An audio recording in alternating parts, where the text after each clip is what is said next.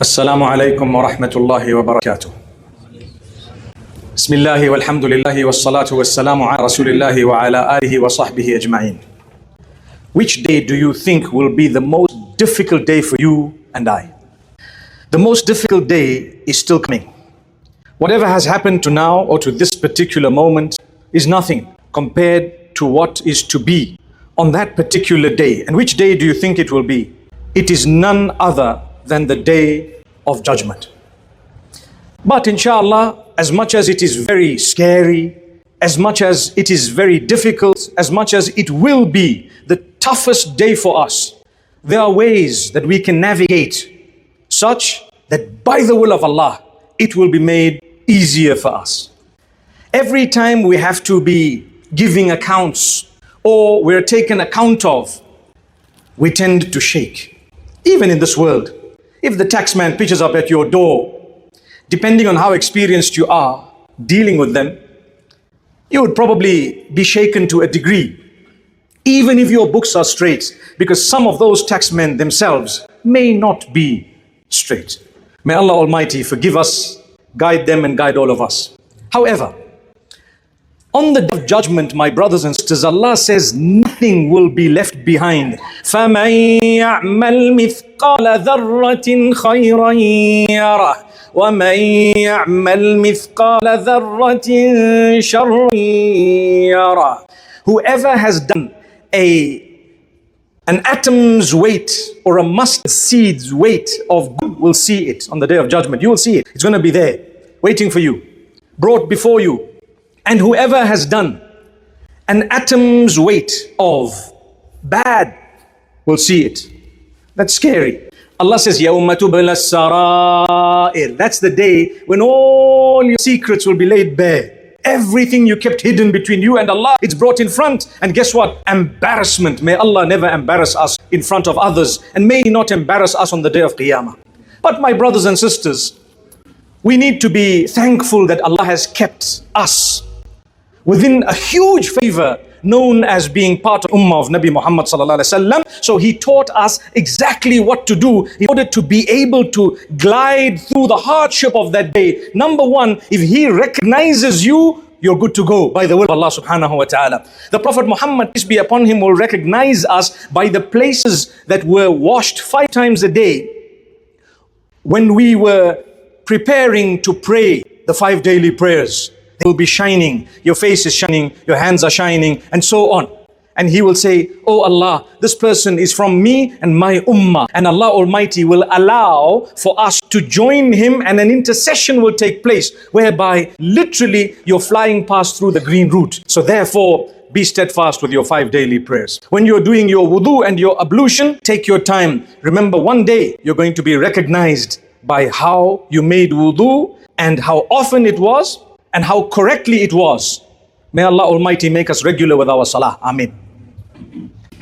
We need to know that one of the favors of Allah in the midst of that difficult day is that He is just. And what is overpowering on that day, as much as He will be very angry because of the disobedience, His mercy will be greater than that by His will and His favor. So Allah Almighty says part of His mercy is that He has kept a scale of deeds. Why would a scale be part of His mercy? Simply because He gives you a chance after having done bad deeds, because you're a human and fall and you falter and you sin, sometimes knowingly. Allah says, you know what? If you think of that scale all the time, you will quickly compensate the bad with good, so that the right side becomes heavier than the left. That's a blessing. So every time you've done something bad, quickly think of the scale and do a lot of good. So the hadith says, أَتْبِعِ السَّيِّئَةَ الْحَسَنَةَ تَمْحُهَا. Follow up your bad deed with a lot of good deeds, or with good deeds, in order for those bad deeds to be wiped out. How are they wiped out? Because they become irrelevant the moment your good deeds are more than the bad. Another favor of Allah is He will just ignore the bad if you have more good. Subhanallah.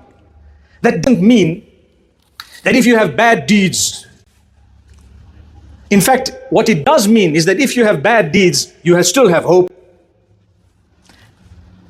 It does mean if you have bad deeds, you still have hope. How? By doing good deeds. So when you arrive on the day of Qiyamah, mashallah, tabarakallah, you see all the good deeds coming in handy. But there are some deeds that you really need to be worried about. And this is where the hadith of Abu Hurairah radiallahu anhu, which is muttafaq alayh, comes into play, where he says, Man kana yu'minu billahi wal yawmil akhiri. That's how he starts it. He says, the Prophet Muhammad, peace be upon him, has told us, whoever really believes in Allah and the last day, what should they do? Before we get on to some of that advice, let me tell you what is the meaning of whoever believes in Allah and the last day. It's talking about accountability. Number one, do you believe that whatever Allah has ordained is valid and correct? Because there are people who justify their sins. When you've justified it, it shows lack of belief in Allah.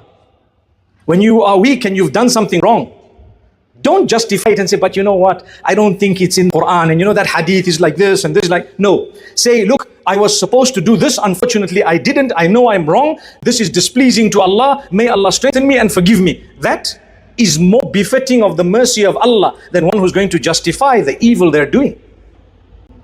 Imagine a person drinking alcohol and he's saying, well, you know what, it's only 49% alcoholic. What's that? You are trying to justify. Say, look, whether it's 1% or whatever percent it may be, the fact that this is intoxicant is haram. May Allah forgive us. Now you're speaking, because at least you're admitting that you are wrong.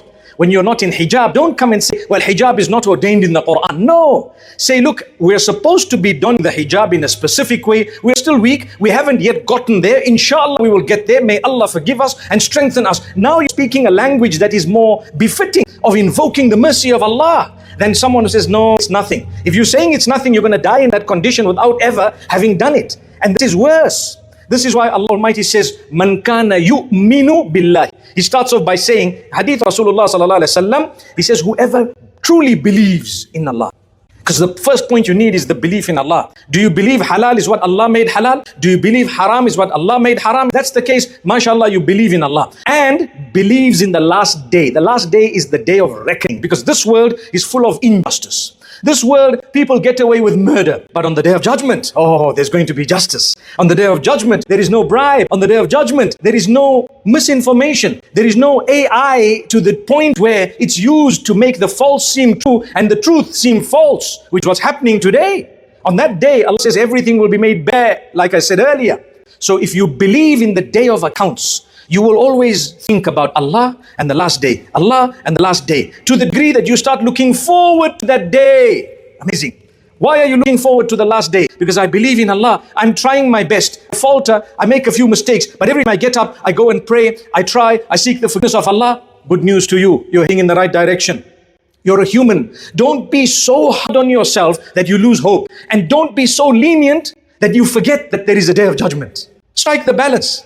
I must have hope. I'm a human. I make mistakes. We all make mistakes. We sin, sometimes intentionally. Minor sins, major sins sometimes. Allah says there is a way out. What is it? Constantly seek forgiveness truthfully. Be truthful. When you're seeking forgiveness, be truthful and have hope in Allah. Allah says, I will treat you the way you think I'm going to treat you. So have a good feeling and a good thought of who I am and I'm going to do. That's Allah.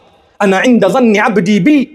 I will treat my slave how he thinks I'm going to treat him. So don't think of Allah as, A'udhu billah, some monster who's going to come and, attack you and throw you into hellfire. No, as much as we are concerned about that, we still have hope in the mercy of Allah. Because nothing is going to get me into Jannah besides the mercy of Allah. So I hope for the mercy of Allah. Until the last breath, when I'm dying, I would still have hope in the mercy of Allah. No matter what evil I've done and what bad I've done. Have I not sought forgiveness of Allah? Yes, I have. Have I not tried? Yes, I have. Well then, inshallah, there is hope. So Allah Almighty says, you're looking forward to the meeting with me. I'm looking forward to the meeting with you. Allahu Akbar. Allahu Akbar. Man ahabba liqa Allahi, ahabba Allahu liqa'ahu. Whoever is looking forward to the meeting with Allah with love. You want to meet Allah. Allah wants to meet you too. Did you not spend your entire life worshipping Allah? Yes. Good news. Good news is coming to you by the will of Allah. So whoever believes in Allah and the last day, first thing you do, فَلَا يُؤْذِ جَارَهُ. You don't ever harm your neighbor.